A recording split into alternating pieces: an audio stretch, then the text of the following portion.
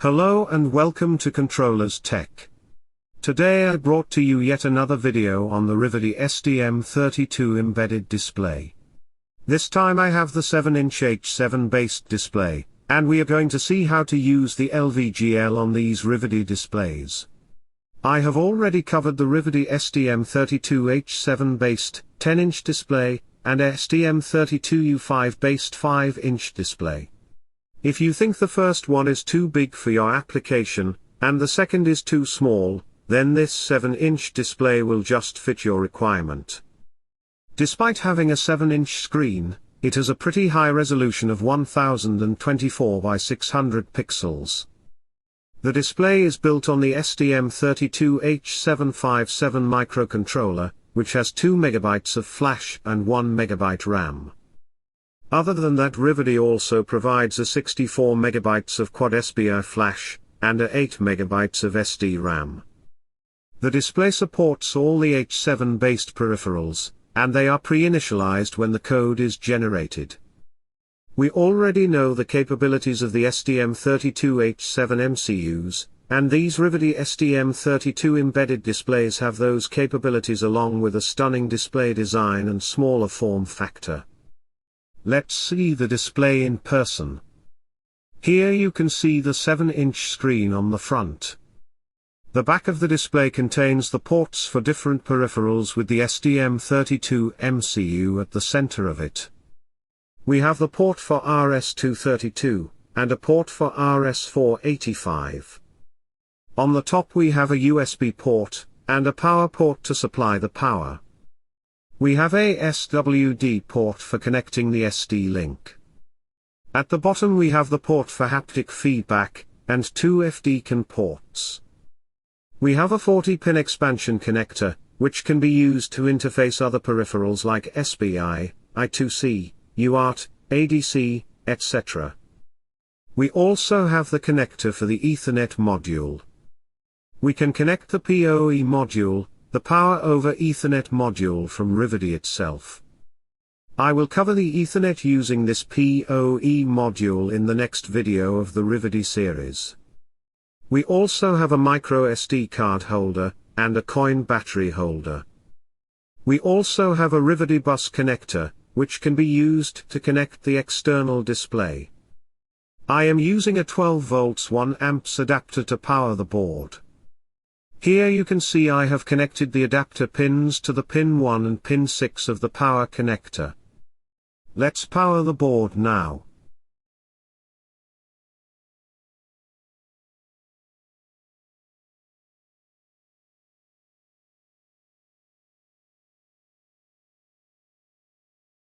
I have loaded the LVGL music demo into it. You can see the animation and the response of the display in this demo.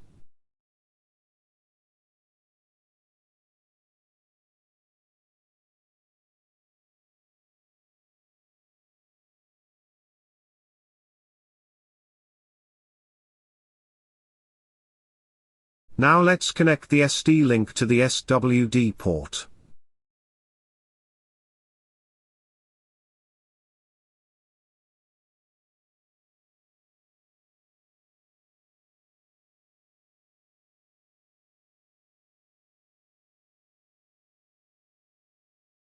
You can purchase the display from their official website itself. You can also customize the display as the requirement. They also provide the documents like the display drawing, the 3D file, etc. Let's open the datasheet.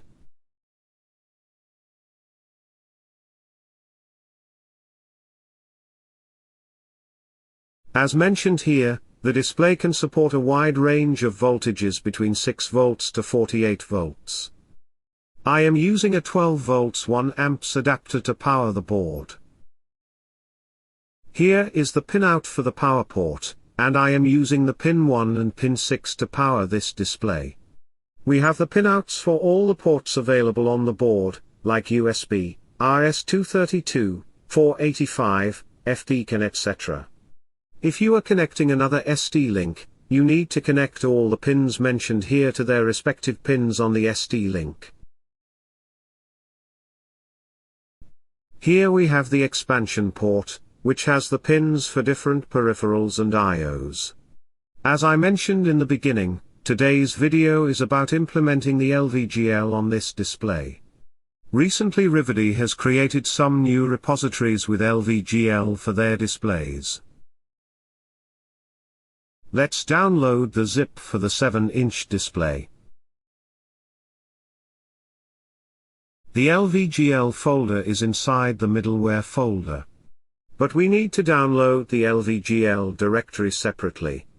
I have mentioned in my previous LVGL videos that we will be using version 8.3 in this series. This is to ensure that we can work with the Squareline Studio. So let's download version 8.3. Let's extract the downloaded files.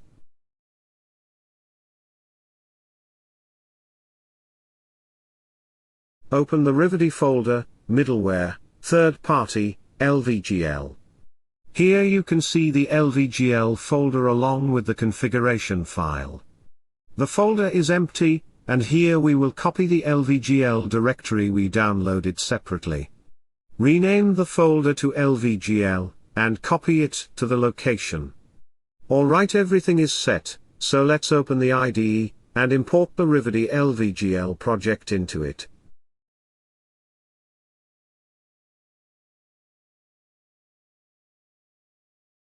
Here you can see the project structure. We have the LVGL folder with content inside it. Just like the rest of the Riverdi projects we have seen, here also all the peripherals are pre-initialized. Here is the main file. Let's build the project, and we will load it to the board. I am not changing anything, we will load the default project unmodified. There are no errors, so let's open the run configuration to flash the project. There is no configuration provided in the project. Let's create a new configuration by double-clicking here. Go to the Debugger tab, and scroll down to External Loaders. The loader is not present in the project folder, so we need to manually copy it. It uses the same MCU as the 10-inch display, so if you have the loader from that project, you can use the same loader. If you don't have the loader, I will leave the link to the loader in the description below. Click Add to add the loader. I already have the loader file. Now locate the loader, and click OK.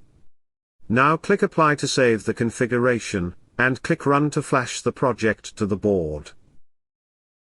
The project has been loaded to the board. You can see the display showing the default demo widgets.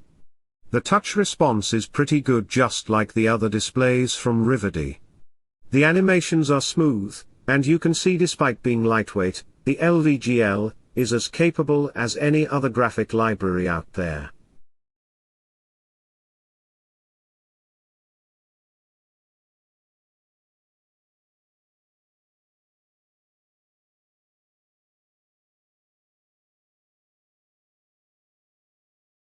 Let's quickly take a look at the DisplayPort file.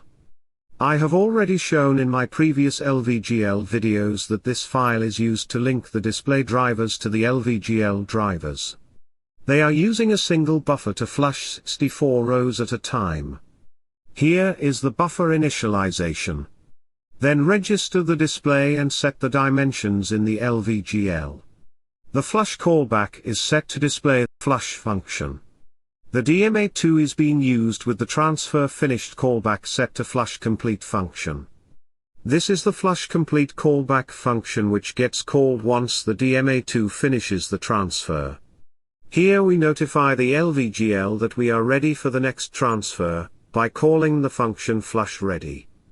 Then we have the display flush function, which is used to flush the content to the display. I have shown its implementation in the previous LVGL videos, where we used the DMA to send the data to the ILI9341. Riverdi here uses the DMA2 to send the data to the display frame buffer. DMA2 is generally used for the memory-to-memory data transfer, and hence if the LCD frame buffer lies in the internal or external RAM, you can use it for the transfer. This is the source address, which is the color data we need to send. And the destination address is set here.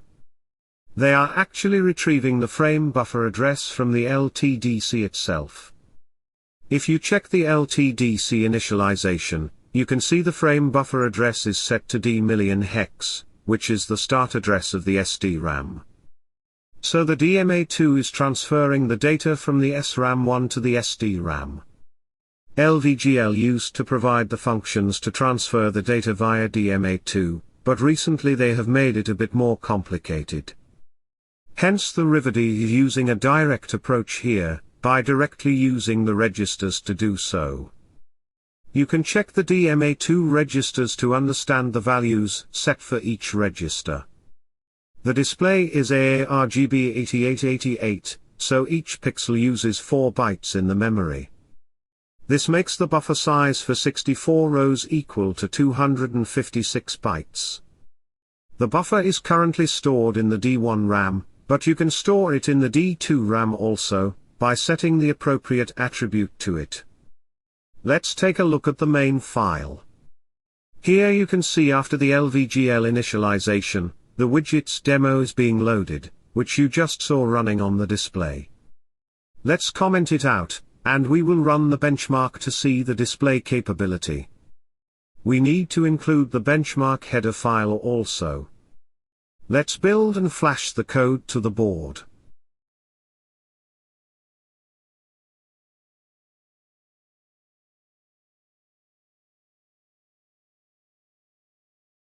I am fast forwarding this part.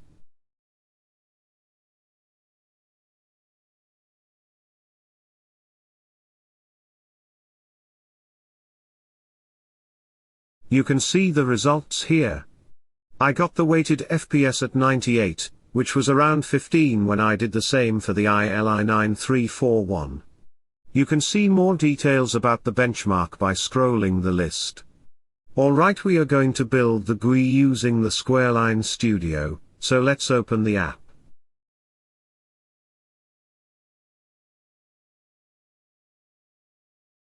Click Create, select Desktop, and then select the Eclipse on PC. Let's set a new folder for the project. Give some snake to the project. The screen resolution is 1024 by 600 pixels. The color depth is 32-bit. The LVGL version is 8.3.6. Let's set the dark theme. Click Create to create the project. We have the screen here with a dark background. Let's add a text area to the screen.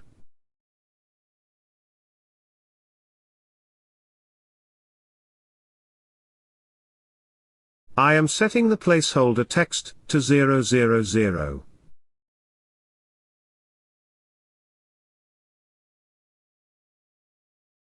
Let's also make the fonts a bit bigger.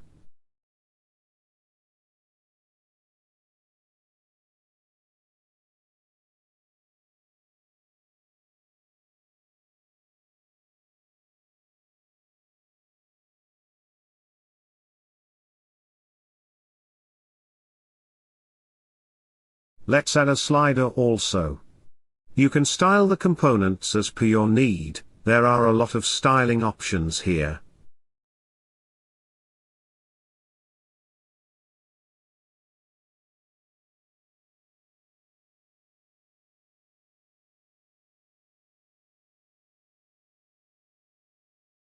You can click on the play mode to see simulation of the screen. The slider range is set from 0 to 100, so I am not modifying it. What I want to achieve is, when the slider reports a new value, it should be displayed in the text area. Also, we will set a PWM output pin in the CubeMX. The slider value can vary from 0 to 100, so this change will also reflect in the duty cycle of the PWM signal. We will measure this change with a logic analyzer. Click on the slider, and add an event. The event name is Event1, and it will be triggered when the slider value is changed. Here we will call a new function, sliderChanged, which we will write later in the IDE. Click on File, and go to Project Settings. We need to create a new folder where the exported files will be saved. We also need to provide the path, the LVGL header file. This is the same as how we have included in the project files so far. Alright, now click on Export, and export the UI files. The UI files are stored in the folder that we set earlier. We will copy this folder inside our project folder. I am keeping it beside the LVGL itself. Since the LVGL folder is already included in the path, we don't need to include the UI folder separately. Here in the UI screen source file, you can see all the components we added has been initialized. To add the UI to the display, we need to first include the UI header file in the main file. And after the LVGL initialization is over, initialize the UI. Let's build the code now. We have an error in the inclusion here. Actually it should have been the UI/UI.h. Let's build it again. There is another error about the fonts. Actually these fonts are not initialized by default, so we need to initialize them manually. You can initialize them in the LVGL configuration file, by setting the value to 1. Alright, now we don't have any errors, so let's flash it to the board. Here the UI has been loaded to the display. The slider is responding pretty well. The value in the text area is not updating yet as we haven't written the code for the same. Alright, we set an event in the UI, which calls the function sliderChanged, when the slider value is changed. This function can be found in the event source file, and here we will write the code for whatever we want to do with this value. Before we proceed with this, let's open the CubeMX, so that we can set the PWM output pin. I am going to use the timer 1 channel 1 to output the PWM wave. This is connected to the pin PK1. Let's see the timer 1 configuration. The channel 1 is already configured in the PWM mode, and you can see the pin PK1 is the PWM output pin.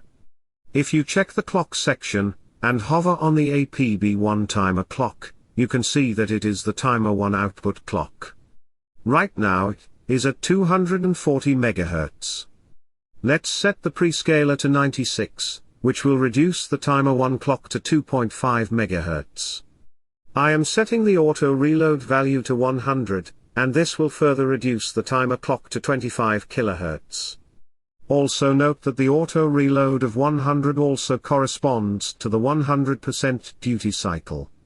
The duty is calculated out of 100, so each value in the compare register will act as percentage.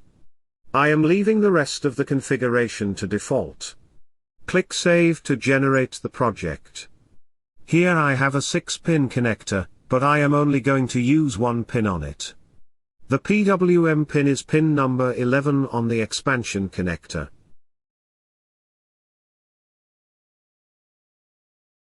Here I am connecting the pin to the logic analyzer input, so that we can measure the PWM signal.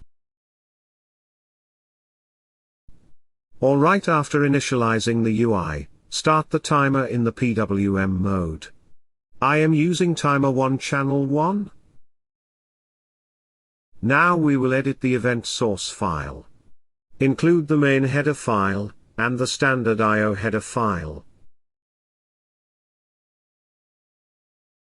Define a character array to store 4 characters. This is where we will store the slider value after converting it to the character format. Now once the slider value is changed, the function sliderChanged will be called.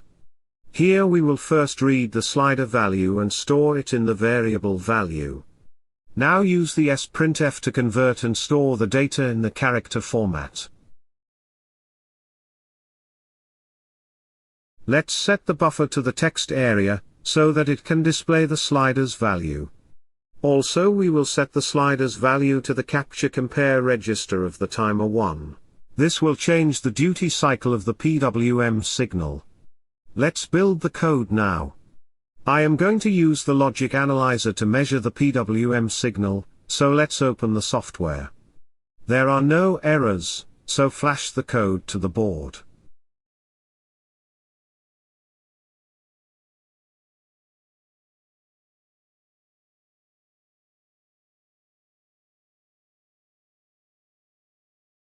We are getting the output on the analyzer. Let's change the slider.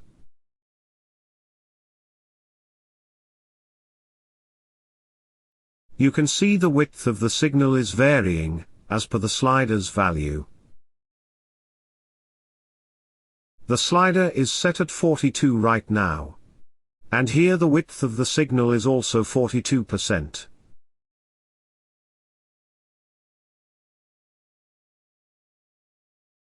Now the slider is at 76. And we got the same width on the analyzer too. So the PWM signal duty percentage changes with the slider's value. Our code is working fine here. Let me add one LED to see its brightness change as we move the slider. I have connected a 100 ohm resistor between the LED and ground. I took the ground pin from the power connector itself.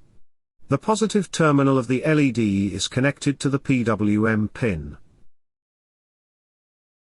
Let's move the slider now. You can see the LED brightness changes as we move the slider. The voltage of the PWM pin varies between 0 to 3.3 volts, as the slider value changes from 0 to 100. This is why the brightness is changing. So we got the LVGL to work on the Riverdi STM32 Embedded Display. We made the UI using the Squareline Studio, modified the project from CubeMX, and flashed the entire project using the Cube IDE itself. You can purchase this display from the Riverdi website itself. Check out more documents for the display. You can even customize the order as per your need. This is it for the video. Let me know what you think about LVGL versus Touch GFX on these STM32 embedded displays. The link to download the code is in the description of this video. Keep watching, and have a nice day ahead.